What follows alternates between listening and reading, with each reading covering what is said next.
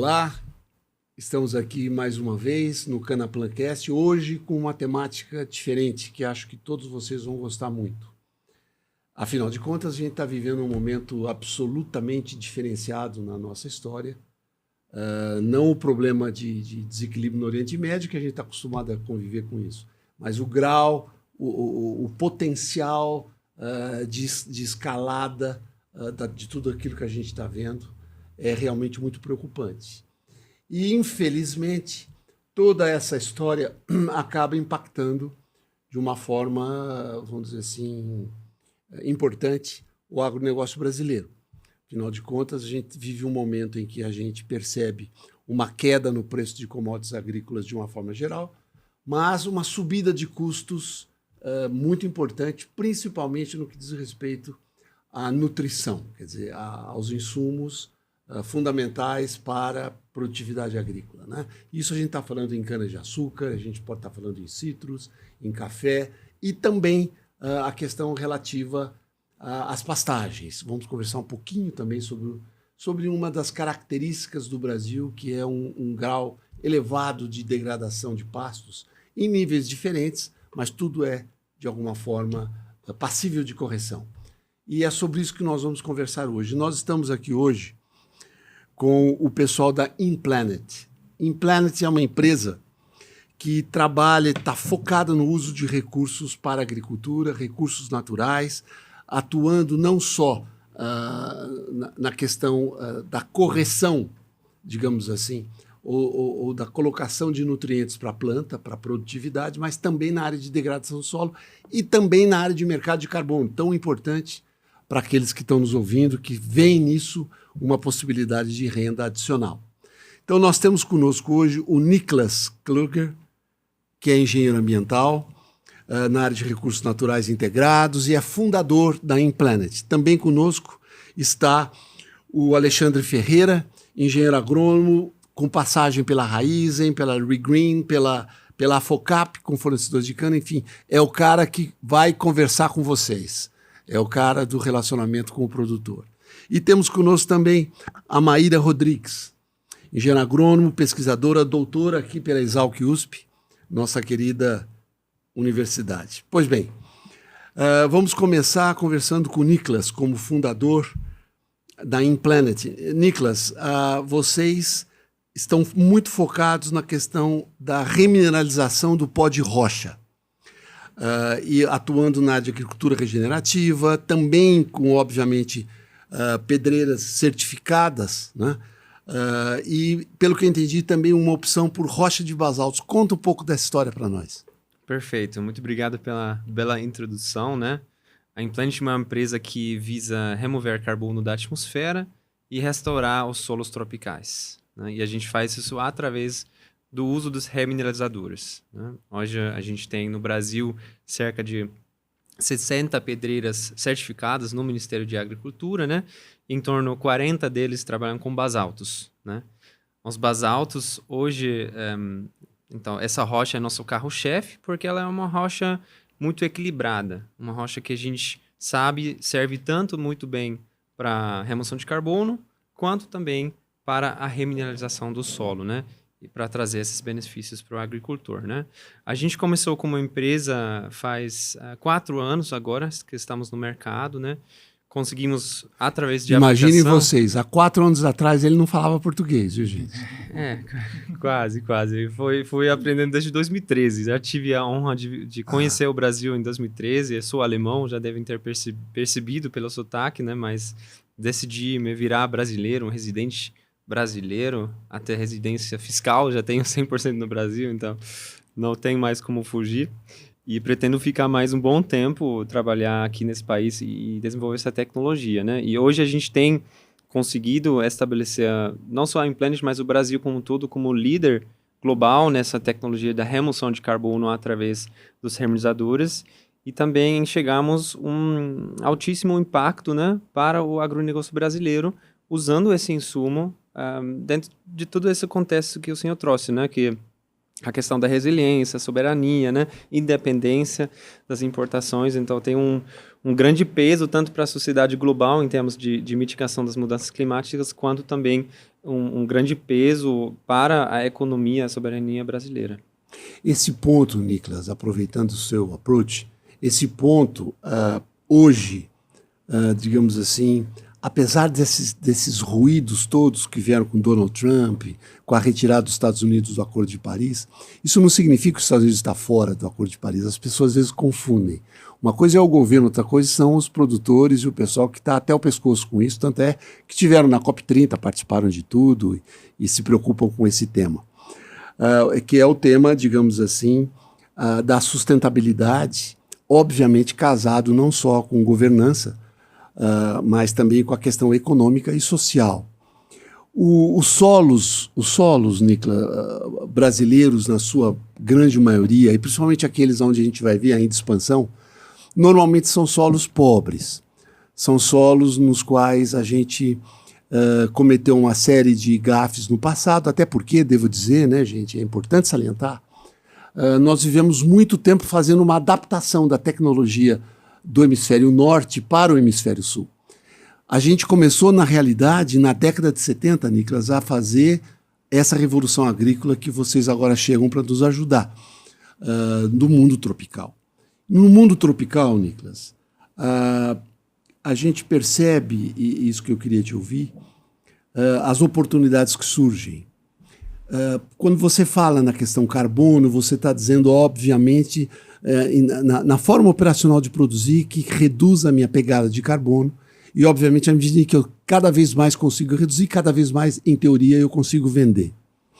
E aí vocês entram com, vamos dizer assim, a questão, digamos assim, do pó de rocha, que a gente automaticamente liga para uso junto com produtos orgânicos que vêm de fábricas para quem trabalha com cana ou para quem trabalha com floresta, também tem todos os resíduos. E a gente começa a pensar em organomineral, isso tudo. Ou seja, a visão de vocês, inclusive, é desse suporte ao produtor com laboratório, com análise, com parceria. Fala um pouco do modelo de negócio de vocês. Perfeito. Nossa solução, os remineradores em si, eu enxergo eles como uma ferramenta na caixa, né, da agricultura do futuro, ou da agricultura regenerativa, né? Pode ter vários nomes.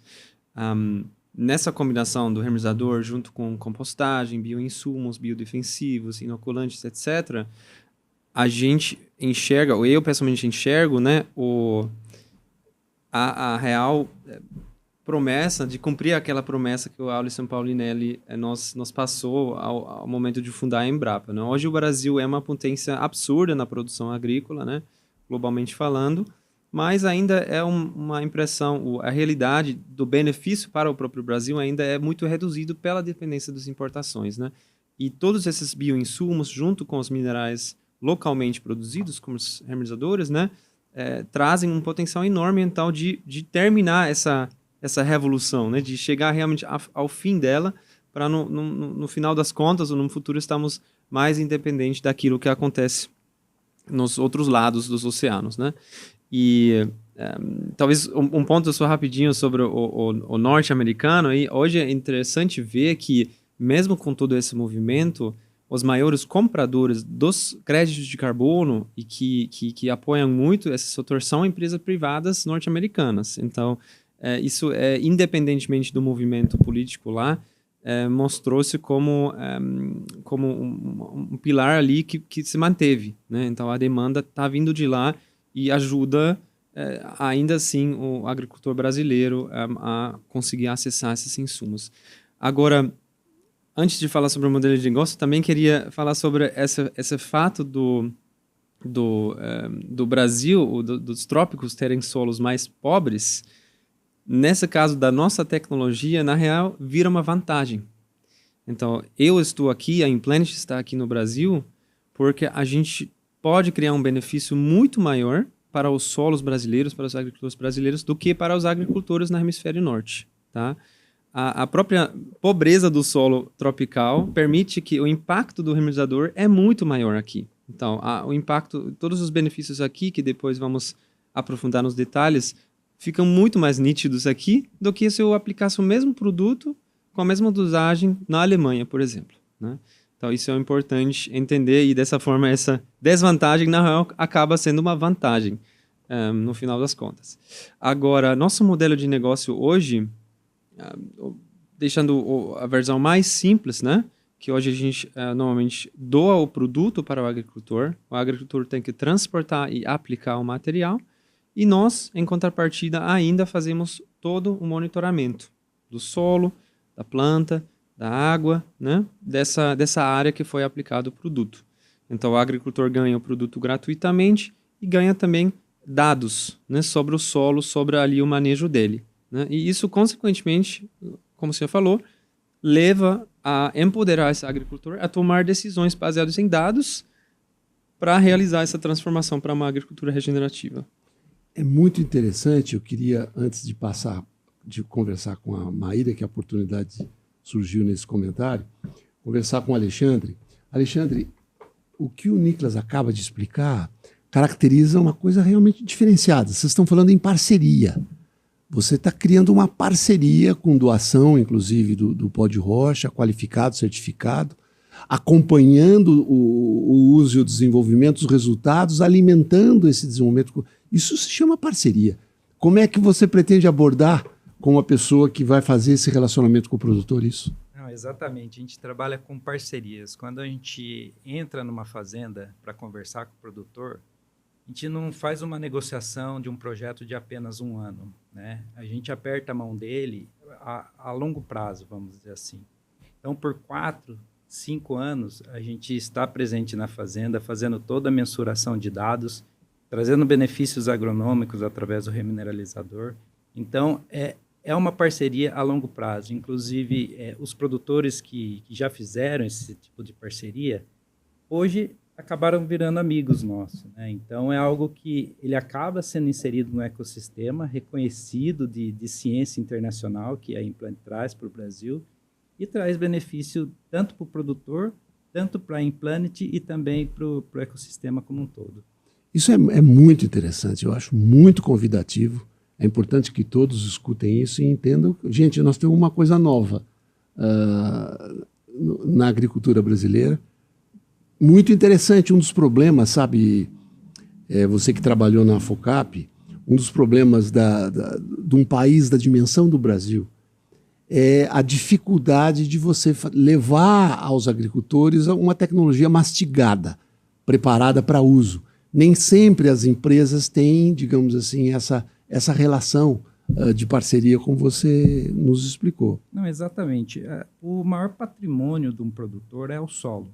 Então, quando a gente leva uma tecnologia de regeneração do solo dele, ele olha isso como um parceiro que está querendo contribuir, não só com um aumento de produtividade, mas com a conservação do solo e a regeneração do solo, né? Quando a gente traz isso para um ambiente tropical como o Brasil, você colocar um remineralizador, você está trazendo mais oxigênio, mais gás, mais produtividade para dentro da fazenda. E fora a oportunidade dele também de ter fontes extras de receita no mesmo hectare. E aproveitando essa lógica, doutora Maíra, a gente quer conversar sobre patrimônio. O solo é o patrimônio, então nós vamos falar sobre patrimônio. Você tem toda uma formação nessa área. E a gente vive momentos diferentes na agricultura brasileira. Hoje, para vocês terem uma ideia, eu me formei na década de 70. E na década de 70, Nicolas, havia um slogan que era cerrado nem dado nem herdado. Uhum. Ou seja, ele não teria potencial nenhum com a agricultura, e hoje é a grande revolução brasileira. Pensando nisso, comenta um pouco, em primeiro lugar, como é que você vê a lógica da Implanet do ponto de vista do pó de rocha, da remineralização, da recuperação do solo e outras consequências. No passado a gente tinha essa ideia de que realmente o cerrado era uma área Que a gente não, o produtor não queria nem de graça, né? Mas hoje essa realidade, ela mudou completamente, né? Em termos de sequestro de carbono. A gente tem estudos que mostram que, por exemplo, a região do Cerrado, ela é muito mais promissora em termos de biodiversidade do que outras áreas em si. E aí a Implanet, ela traz uma solução que ela é baseada na natureza, né? Porque o intemperismo acelerado de rochas, ele é uma solução natural. O que a gente faz é acelerar esse processo.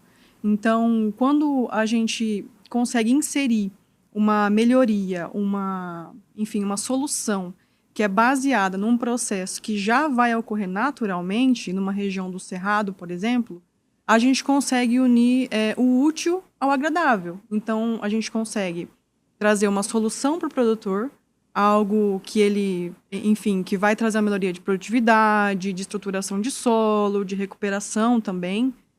Como você mencionou no início, né? Muitas coisas foram adaptadas do norte para cá, muitas coisas deram certo, mas muitas coisas deram errado também. Então, quando a gente une o sustentável com o produtivo, isso traz uma pegada diferente para nós. E é muito bacana, porque apesar do pó de rocha ele ser um produto, né, que ele existe, ele é usado na agricultura há muitos anos, mas só agora a gente tem uma legislação que ampara o uso correto desse produto. Então, acho que a gente está num momento crucial de enfim, muito saldo positivo aí pela frente, né? Depois que a instrução normativa número 5 do MAPA, de 2016, traz essas premissas, esses teores garantidos e tudo mais, a coisa começa a ficar mais profissional. Então, eu vejo dessa forma. Eu acho que é uma solução sustentável, acho que é uma solução que a gente só está realmente colocando ela nos trilhos. Então, é muito legal a gente ver que os nossos dados estão mostrando para nós que existem sim os benefícios. É claro que não é a solução mágica, né? A gente jamais falaria algo assim, mas, como o Nick já comentou, está dentro dessa caixa de soluções. Então, para a área do Cerrado, eu vejo como algo muito promissor. Eu acho que é uma área que é altamente dependente de fertilizantes, é uma área que foi muito mal manejada em alguns aspectos, e o pó de rocha ele pode sim trazer esses benefícios aliando esses dois aspectos, né? Que hoje em dia a gente não produz mais sem ser sustentável. Isso está fora de questão. É importante porque eu queria ouvir você sobre isso. Normalmente, quando você faz um uso errado ou indevido de alguns produtos, a mudança para o uso correto às vezes dá mais trabalho do que começar do zero, né? Exato. A gente sabe disso. Então, às vezes as pessoas se assustam com volumes que você aplica. Então, quem tem problema com solos com alumínio chega a usar 7 toneladas de calcário para produzir soja. E tem que pôr todo ano. Por quê? Porque realmente esse é um problema daquele solo, né? Que é o alumínio. No caso de vocês falam em volumes tipo 20 toneladas, vamos dizer assim, por hectare. Conta um pouco disso, quer dizer, como é que funciona isso? A gente começou, claro, que procurando na literatura o que a gente tinha disponível, então cogitou-se no passado, lá no início, né, das conversas científicas que nós tivemos, o uso de 5, mas nós iniciamos efetivamente os projetos com 10 toneladas por hectare de pó de rocha, e através dos dados que a gente foi gerando, né, no nosso modelo também, que a gente tem um modelo para a geração dos créditos de carbono, que é o grande carro-chefe da empresa hoje, a gente viu que o uso de 20 toneladas por hectare é, de fato, a dose que mais vai nos dar resposta nesse sentido de sequestro de carbono e também em termos de resposta agronômica. Quando a gente fala 20 toneladas, parece ser uma quantidade muito grande, mas a gente tem que lembrar também que não é uma aplicação que é feita todo ano. Então, 20 toneladas no primeiro ano, e depois, a partir dos nossos dados, a gente pode aplicar 10 toneladas, ou não reaplicar no segundo ano e entrar só no terceiro ano, né? Depende do acompanhamento que vocês vão fazer. Depende muito. É a tal história do agrônomo, né? Tudo depende, né? Tudo depende. Então, assim, se a gente vê que a resposta tá bacana, a gente pode reaplicar ou não. Então, depende do tipo de solo, do regime de chuvas. Então, mas isso é algo que a gente monitora. Então, tudo que a gente faz, estabelece com base nos dados que a gente tem e também com base na literatura, né? Porque o Brasil, ele tem a Embrapa aí, que gerou muitos dados no passado. Então, assim, é uma base muito sólida. A gente não toma decisões científicas sem ter um amparo na ciência, né? Realmente nos nossos dados. Isso, gente, é fundamental. Quando a gente fala no mundo tropical, é realmente uma agricultura muito diferente. E o Brasil é um continente. Então, uma coisa é você estar no Paraná ou conversar com o gaúcho, pensando nas coisas dele lá, e depois conversar com o cara que está no Cerrado de Goiás ou está no Tocantins, né? Exato. Ou no Nordeste, enfim, são coisas muito diferentes. E é justamente o monitoramento, o acompanhamento é que, obviamente, dá a trilha que deve ser a mais correta. Mas me conta uma coisa para quem está nos ouvindo. De algum modo, fica na cabeça do cara, do produtor, ou de alguém que olha para o negócio e fala assim, mas pó de rocha é o quê? É sílica? Claro que sílica é importante. Quem é canaveiro sabe que a casca da cana ficando mais ereta, a cana fica mais ereta, é melhor para a colheita. Tudo bem. Mas não é só sílica, é muito mais. O que faz uma síntese, doutora Maíra, do que é isso? De que oportunidade você está falando? Vou tentar sintetizar, porque assim, a gente tem uma série de benefícios em relação ao uso do pó de rocha. Mas o que a gente tem observado principalmente? Um papel muito importante do silício em termos de disponibilidade de fósforo no solo. Isso é algo que a gente viu em todos os nossos campos experimentais, todas as fazendas que a gente fez experimento, todos os nossos parceiros. Existe aí um ganho em termos de fósforo, tanto quando a gente extrai com resina, quanto o MELIX1, né, o MELIC, como alguns gostam de falar, existe um aumento. Mas esse aumento... Seja, você está dizendo que há uma liberação do fósforo Exato. Que está no solo. Né? Exatamente. O silício, para quem não é muito dessa parte de química do solo, mas o silício ele tem um papel muito interessante, porque ele compete pelos sítios de absorção do fósforo no solo. E a gente sabe que o fósforo é um elemento que dá muito problema em termos de agricultura tropical, porque ele fica altamente absorvido, né? Então a planta não consegue enxergar esse elemento e, enfim, sempre está dando dor de cabeça aí para o produtor. Então, o pó de rocha ele tem esse benefício, a gente tem observado isso acontecer, o que é muito interessante, e isso acontece logo no primeiro ano. Se intensifica um pouco mais no segundo ano, e é importante a gente lembrar que os nossos experimentos, eles estão caminhando para o terceiro ano agora. Apesar de que isso também já é bem relatado na literatura, né, em experimentos da professora Suzy Teodoro, da Embrapa, enfim, isso já é bastante explorado e a gente tem visto isso acontecer, o que é muito interessante. Outro ponto que a gente também pode elencar em relação a benefícios é que, como você comentou, a questão do calcário. 7 toneladas, 10 toneladas, né? Isso para a microbiota do solo é terrível, porque você tem um pico, um aumento drástico de pH. Em algumas situações você né, causa um desbalanço gigantesco na microbiota. Além, é claro, da questão da indisponibilidade de alguns micronutrientes, que também dependem muito do pH do solo, e dependendo da faixa, ele pode causar uma certa deficiência, se você fizer isso de uma maneira incorreta. O pó de rocha ele tem uma liberação mais lenta. Então, como a gente já falou, ele é uma solução natural, então ele vai acontecendo ao longo dos anos. Então, a planta ela tem aquele tempo, e a microbiota do solo tem aquele tempo para poder assimilar o que está acontecendo. Além desses aspectos microbiológicos, que é uma fronteira que a InPlanet quer explorar a partir do segundo semestre, né, com as nossas parcerias, tem também o fornecimento do magnésio. Então, em alguns canaviais, alguns talhões, a gente viu aumento do magnésio, tanto no solo quanto na cana, a parte do caule da planta. Então, assim, não é só sílica, né? Existe uma série de benefícios diretos, por exemplo, o magnésio, o cálcio, e também indiretos, que é o caso do fósforo e também a parte da microbiota. Além de tudo isso que eu já mencionei, tudo indica que o pó de rocha ele ajuda na retenção da umidade do solo. Então, para as raízes das plantas, isso é extremamente interessante. quando a gente tem épocas de veranico, a gente sabe que as plantas sofrem muito com isso. Então, parece que o pó de rocha ele tem uma série de benefícios envolvidos. Então, assim, não é só sílica, existe ainda um estigma muito grande, porque no passado nós não tínhamos esse entendimento.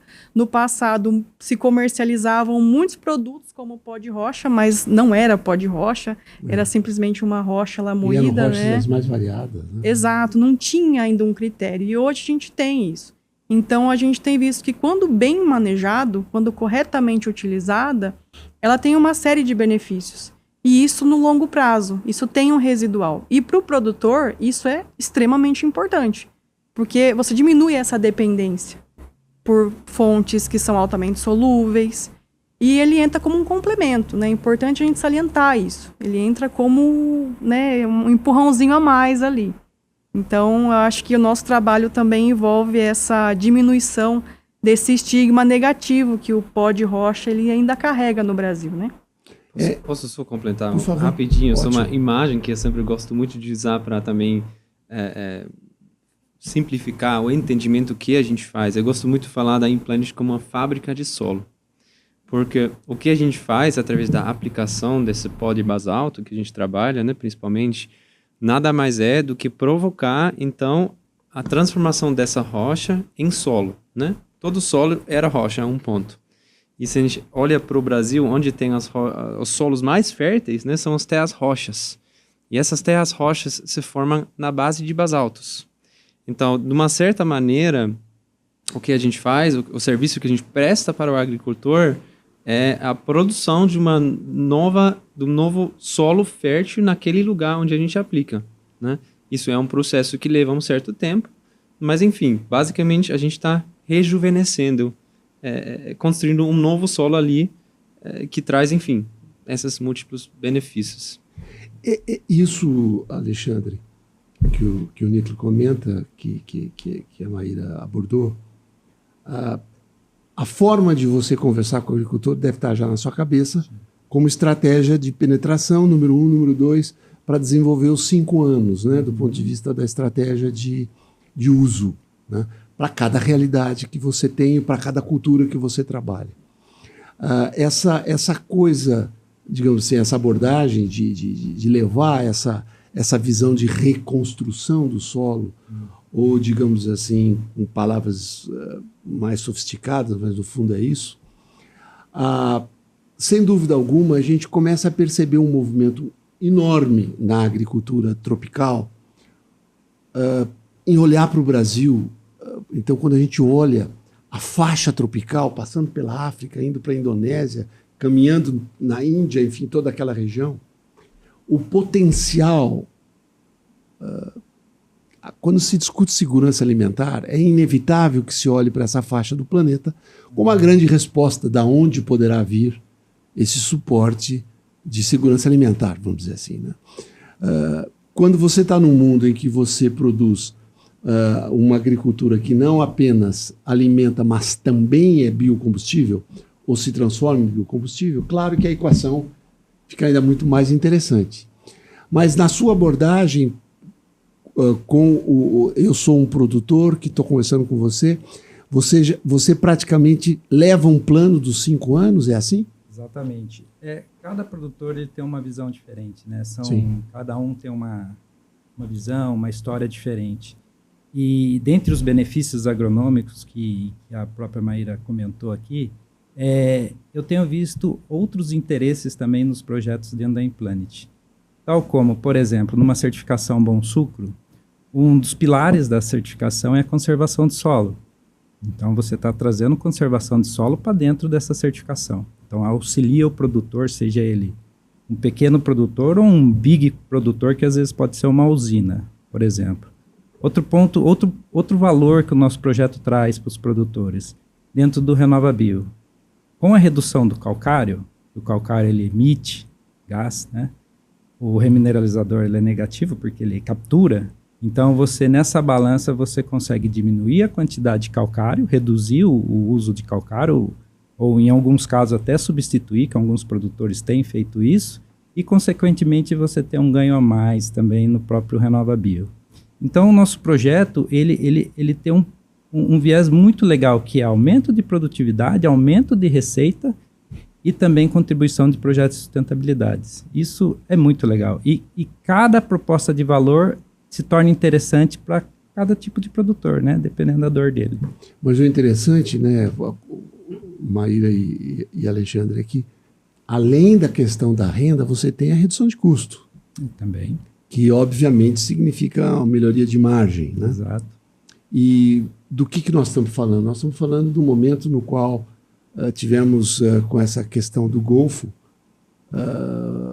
nós tivemos, no Oriente Médio, né, nós tivemos um aumento de produtos derivados de petróleo, nitrogênio, amônio, que fosse mais de 50%. O mesmo aconteceu com os outros produtos que indiretamente acabam pagando essa conta. Uma boa parte vem de lá também.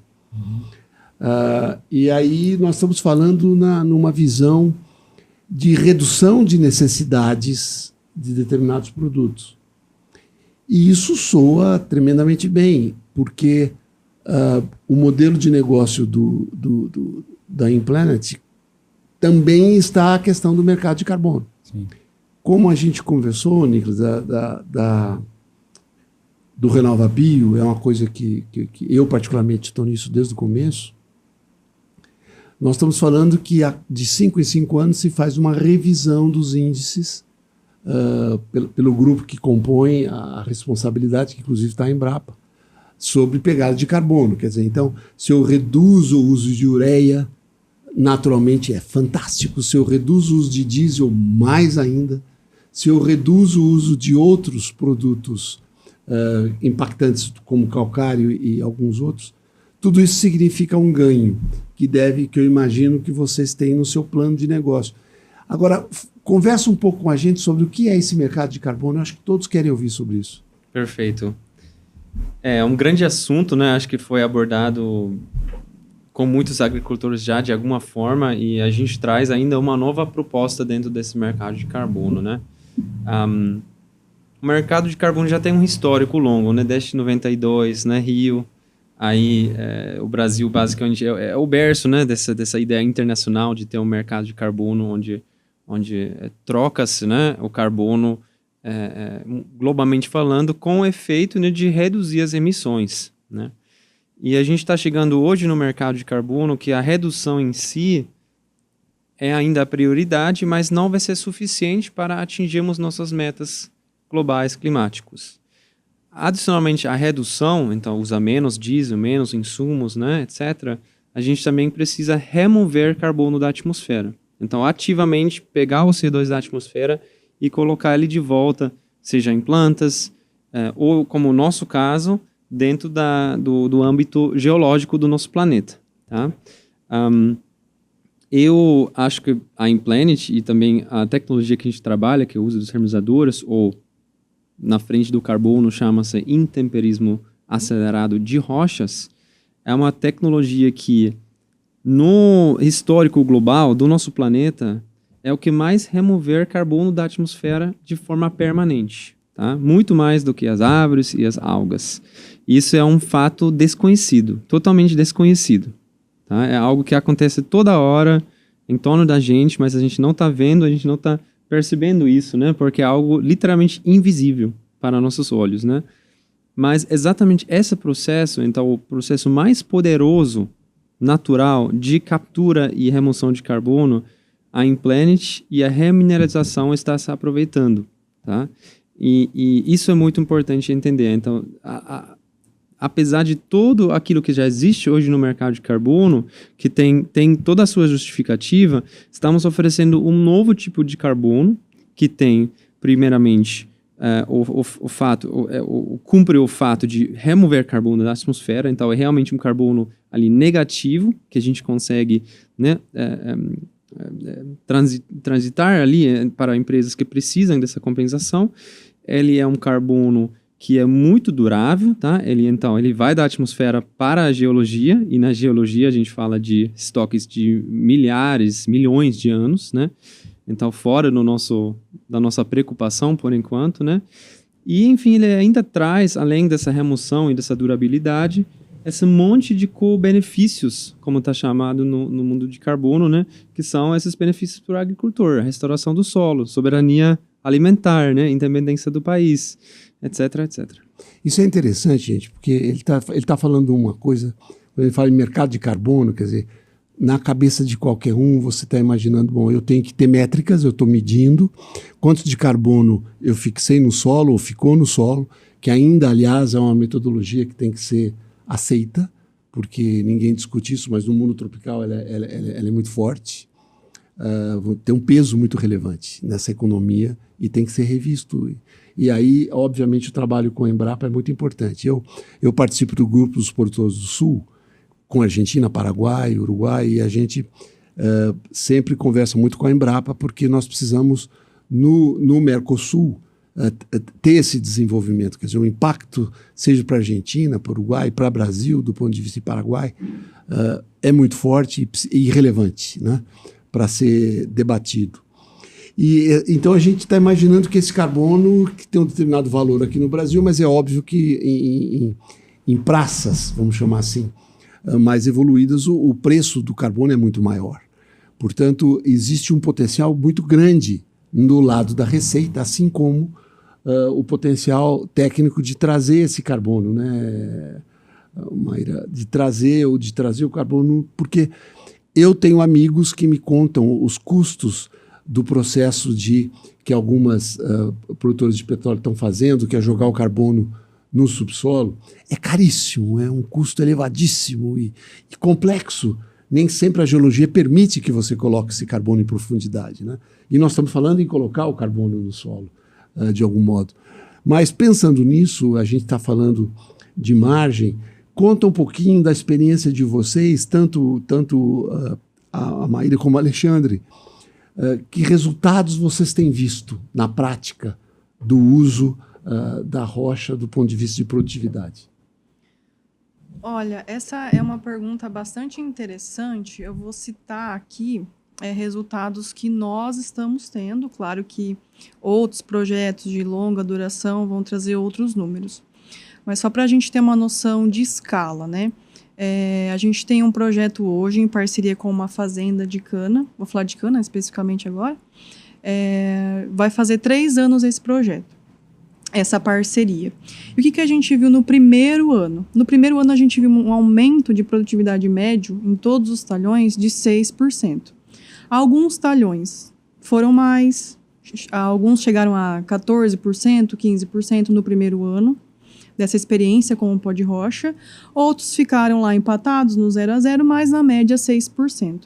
No segundo ano isso se repetiu. Então, na média, 6 a 7%, alguns talhões foram um pouco piores, outros foram um pouco melhores, a depender do estágio da cana, a depender da mancha de solo onde aquela planta, né, foi cultivada. Então, a gente tem esse incremento aí de 5%, 10%, podemos colocar assim, para a cana. Os dados de terceiro ano a gente ainda está coletando, mas, a princípio, para essa fazenda em específico é isso. Para outras culturas, a gente também tem observado incrementos de produtividade. Para a pastagem, a gente tem visto aumento da biomassa, não só o aumento de biomassa, mas a qualidade dessa pastagem. Semana passada mesmo a gente teve uma reunião com uma parceira muito incrível nossa, que é uma produtora aqui do interior de São Paulo, e ela tem 3 fazendas de pastagem que fazem parte do nosso projeto. E ela viu uma melhoria da coloração da pastagem, mas não apenas isso. Em 3 anos, ela já está estudando diminuir a suplementação do gado dela, porque ela viu que dá para diminuir, e isso é muito interessante para a gente. Então, não só o aumento da produtividade em si, mas da qualidade do que está sendo produzido. Então, isso são dados nossos.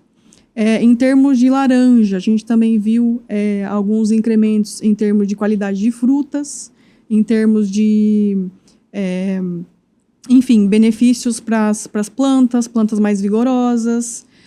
Aí a gente tem aquela mais coisa... Mais resistente a doenças, né? Eu até relutei um pouco para entrar nesse aspecto, porque assim, é algo que a gente não está quantificando ainda, mas o próprio produtor já relatou para nós, né, Nick, acho que até estava lá nesse dia, que houve uma melhora das plantas em termos de incidência de greening e outras pragas. Não que isso é a solução, tá? Não é isso que a gente quer dizer aqui. Mas existe uma resistência maior. É uma ferramenta a mais para combater, por exemplo, o greening, que é uma praga aí que é a maior dor de cabeça do citricultor brasileiro, é realmente essa doença daí que a gente não consegue resolver, né? Então, além da produtividade, Caio, a gente também tem visto a melhoria na qualidade. Então, Quer dizer, mais nutrido, exato. mais resiliente, mais resistente. Inclusive, ontem, um produtor trouxe essa mesma percepção, um produtor de laranja, em relação ao greening. É uma percepção que ele teve, né? Que as plantas estão mais resistentes ao greening, né? Eu trabalho muito com fidelização de clientes, né? Eu não só aperto a mão e faço projeto, mas eu preciso trazer valor para ele, né? Dentro do projeto. E a gente teve, só nesses últimos meses, 2 produtores que fizeram aplicação teste numa área e hoje estão expandindo para 100% da área. Existe uma forma melhor de você fidelizar o produtor do que ele vendo na prática, o que aquilo está trazendo de benefício para ele, né? Então, isso é muito Exato. bom. Uma coisa que eu achava interessante nessa parceria, ia perguntar para vocês, era sobre vamos dizer assim, nem sempre o agricultor, quer dizer, quando você trabalha mais com a grande empresa, isso é mais fácil. Mas nem sempre com esses agricultores eles têm facilidade, Nicolas, de laboratório, de análise de solo. Vocês, nesse pacote de vocês, isso está incluído ou será incluído? Sim, já está incluído, né? Como eu falei sobre o nosso modelo de negócio padrão hoje, né? A gente faz o monitoramento de solo, planta e água também do solo, né? E sempre que tivemos disponíveis esses dados, a gente compartilha também com o agricultor, né? Esse compartilhamento, essa parceria, essa troca, né?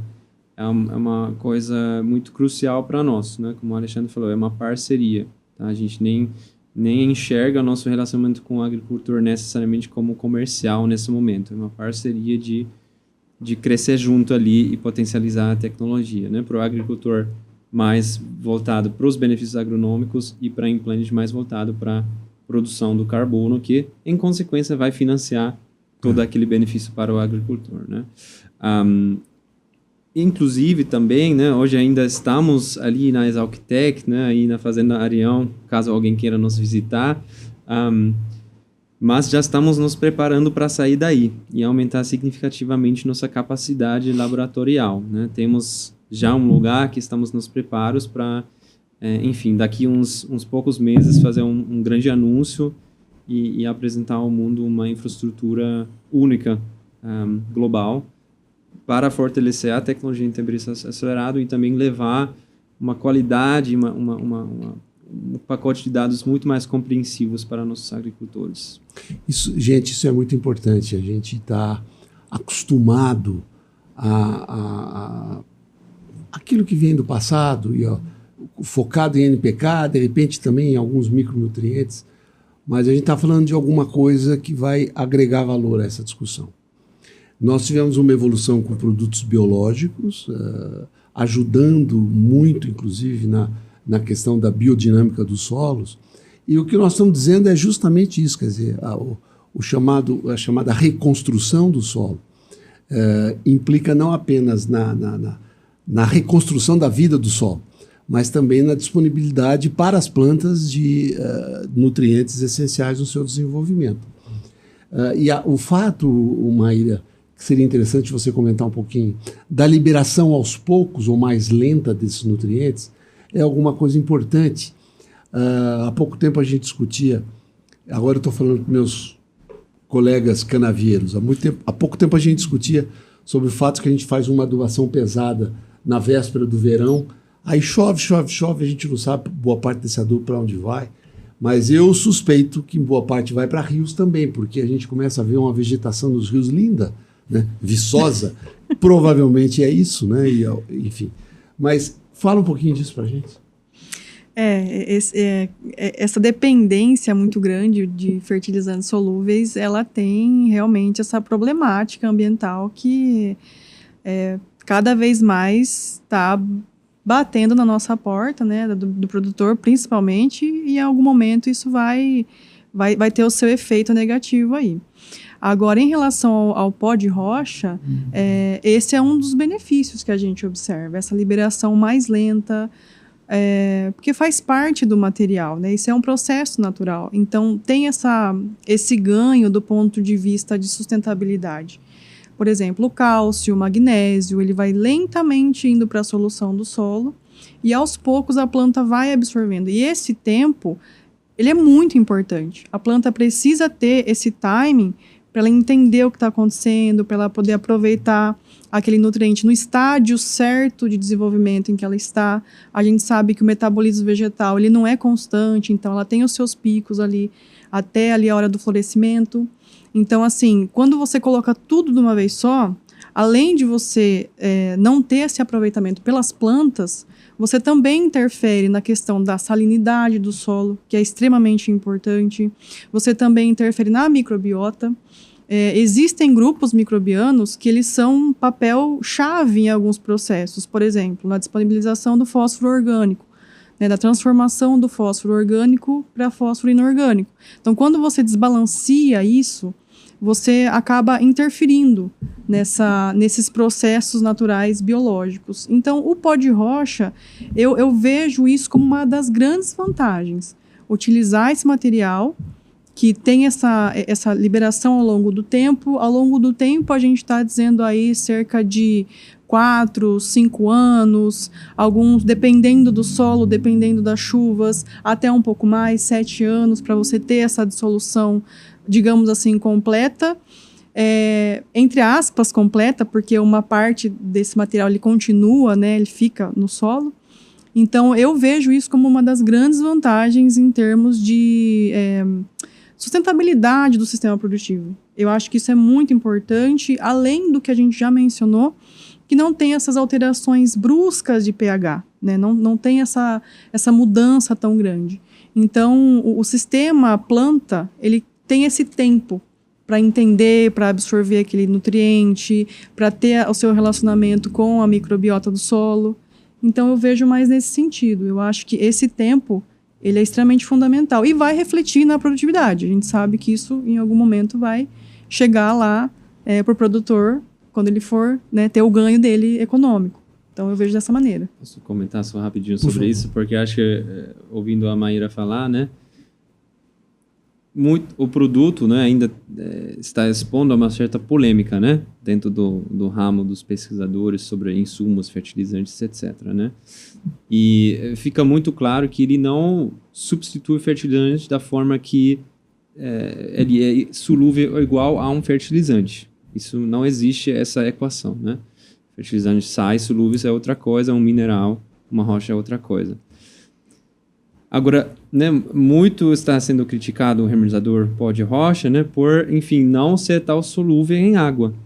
Mas como a doutora falou agora, o fato dele não ser solúvel tão rápido e estar lá no solo agindo por vários anos, acaba sendo, na real, um grande benefício, né? Enfim, achei muito, muito bonito essa fala, né?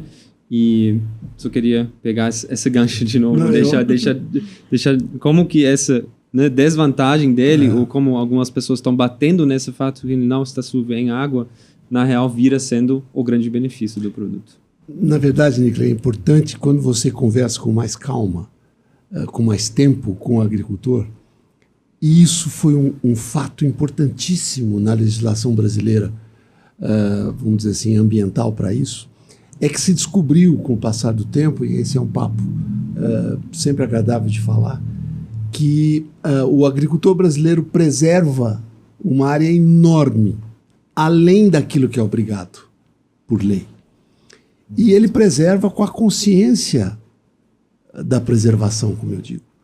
Havia uma conversa urbana que isso não era verdade, até que a Embrapa fez toda uma análise, uma avaliação e provou da importância e da cabeça do agricultor em preservar o seu negócio. Preservar um negócio significa, entre outras coisas, você está cuidando do seu patrimônio, que é o solo, de uma forma muito clara. E quando a gente fala disso e fala de culturas semiperenes ou perenes, nós estamos falando de ciclos longos. E quando a gente fala de pó de rocha, ou na lógica do processo de remineralização, nós estamos falando de recuperar o patrimônio que levou milênios e milhares de anos para chegar ao ponto que está em muitos dos nossos solos ainda são jovens, vamos chamar assim, ainda vão passar por muita evolução. O que a gente quer é que ele não passe por uma evolução de degradação. Nós estamos falando em contribuir para que esse solo, que esse patrimônio se recupere no tempo, né? E para isso essa tecnologia é tremendamente bem-vinda. Acredito eu que o modelo de negócio que vocês apresentaram é muito atraente, é muito interessante. Pensando em ciclo e longo prazo, eu acho que o caminho é por aí. Posso comentar só mais uma coisa sobre essa questão do longo prazo? Enquanto é claro que esse reminerador de basalto vai se dissolver muito mais rápido do que um sal solúvel, a gente também observou que, né, nós começando 4 anos atrás, a gente tinha hipótese sobre qual eficiente vai ser a remoção de carbono, quanto tempo vai levar para esgotar, né, a aplicação desse mineral até que tenha esgotado todo o potencial de remoção de carbono, que é igual à dissolução da rocha, no final das contas, né? Porque quando ele se dissolve, eu tenho essa produção do carbono que está sendo sequestrado também. E a gente viu em todos os nossos modelos, né? A Maíra ainda foi muito cauteloso, que foi muito mais rápido do que a gente modelou. Tá? A gente vê no primeiro ano, a depender do solo, né? Da região do Brasil, a gente vê a taxa de dissolução entre 35% a 70%, tá? No primeiro ano. É muito além daquilo, né, que a gente tinha modelado. A gente modelou no início uns 15%, 20% talvez, né? Enfim, a gente vê que o produto, mesmo não sendo solúvel, é muito mais eficiente do que a gente tinha modelado inicialmente, né? E isso se dá as condições ótimas edafoclimáticas aqui no Brasil. Sabe que eu corro sempre esse risco de tentar tirar algumas conclusões assim meio rápidas, perigosas, mas na verdade talvez parte dessa resposta mais rápida qualifica a importância da gente entender que os solos estão pedindo socorro.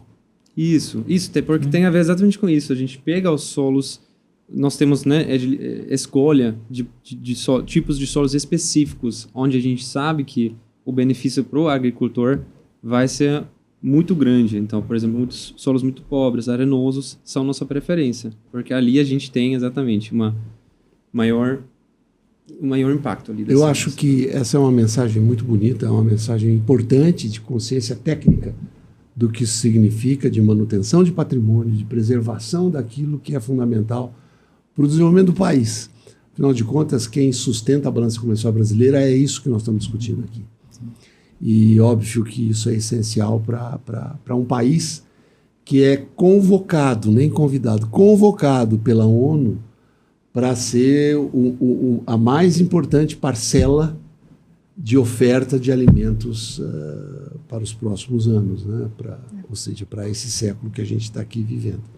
Mas eu queria, para terminar, Nicolas, ouvir, enfim, pedir a você os últimos comentários sobre essa nossa experiência aqui.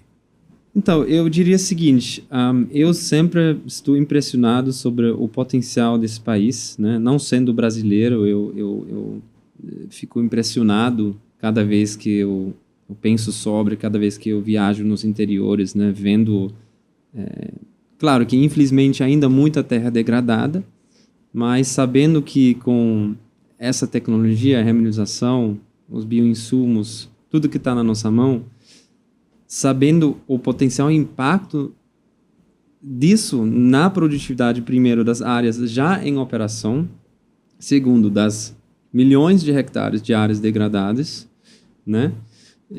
Me traz uma visão do futuro de produtividade desse país, assim, muito louco, assim, é incrível o que pode ser atingido ainda nesse país em termos de produtividade.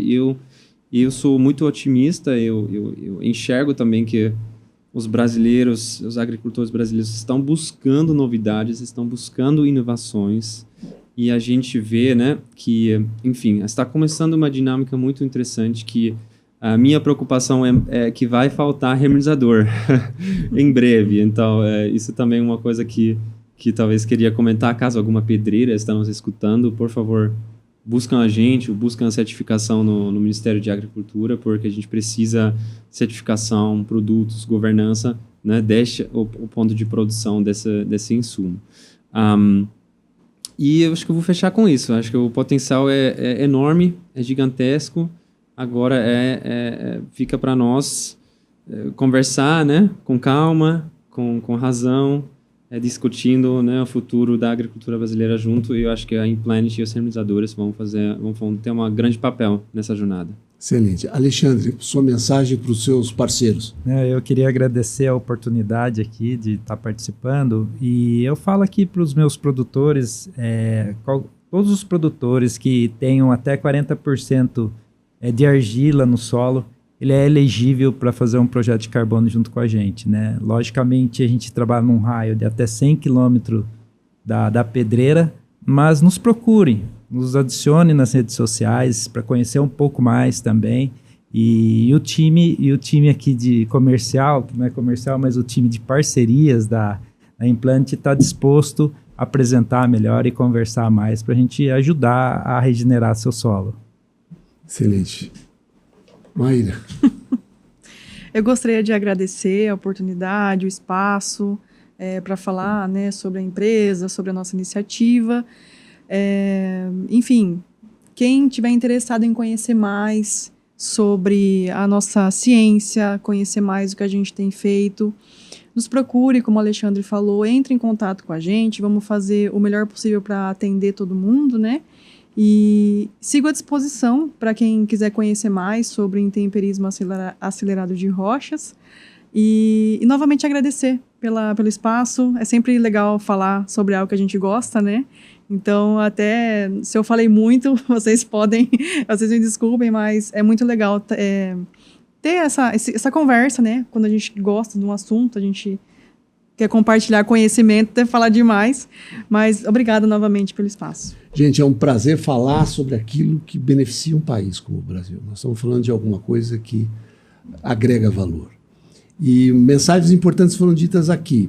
Primeiro, uma fase importante da lógica do esforço por recuperar solos degradados num país com a dimensão nossa e com a responsabilidade que tem o país, que tem o Brasil, com a questão de segurança alimentar, na transição energética, nas mudanças climáticas, enfim, que nós falamos aqui.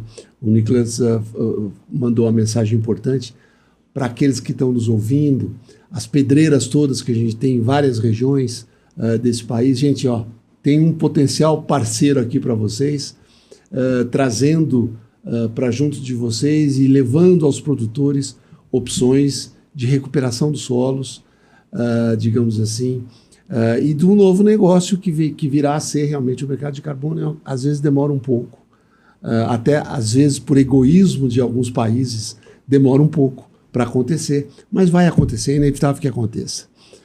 Eu queria agradecer a atenção de todos, agradecer a cada um de vocês e até a próxima.